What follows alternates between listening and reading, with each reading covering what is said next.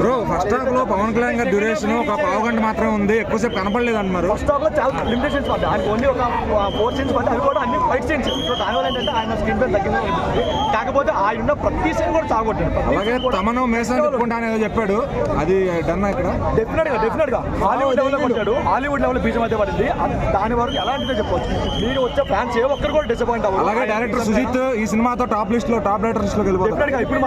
ఇప్పుడు మనం KGF elevens అని మాట్లాడుకుంటాం కదా, రేపు నుంచి వేరే ఇండస్ట్రీ వాళ్ళు ఓజీ ఎలివెన్స్ అని మాట్లాడుకుంటారు. ఆలు పడ్డాయి. మీరు పీకా ఫ్యాన్స్ ఈ లెవెల్ ఉంటుందని ఎక్స్పెక్ట్ చేయాలి. ఇంకొందు మనం చూస్తున్నాం ప్రీవియస్ మూవీ. అలాగే ఆయన కెరీర్ లోనే ది బెస్ట్ అని చెప్పవచ్చు. ఆయన కెరీర్ లో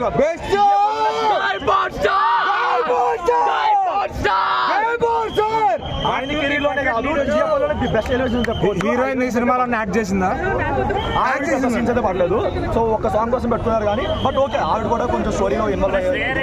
అదే ఇంట్రడక్షన్ ఇంటర్వల్ క్లైమాక్స్ ఎలా అనిపించింది? చింపి పడేశారు. ఆయన చెప్పాడు కదా ఒక మ్యాన్సన్ పెరిగిందని చెప్పి, అలా అయితే యాక్టింగ్ అయితే పెరిగింది. ఇంటర్వెల్ ఇంట్రడక్షన్ కానీ క్లైమాక్స్ కానీ ఓవరాల్ ప్రెజెంటేషన్ ఎలా అనిపించింది? ఎలివేషన్ అయినా ప్రెజెంటేషన్ అయినా లేదా ఆయన స్క్రీన్ కానీ చాలా బాగుంది. ఎలా ఉందన్న సినిమా? ఓకేనా?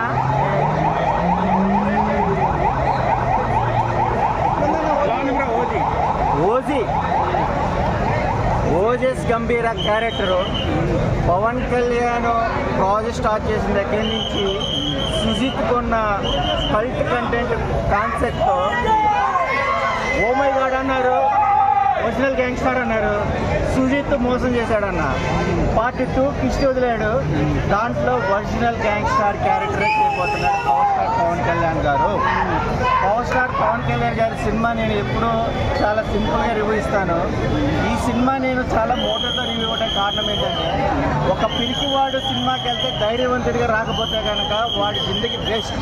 అంటే బోల్డ్గా చెప్పాలంటే లేపి తెంగాడన్న ఇండస్ట్రీని పవన్ కళ్యాణ్ పక్కా.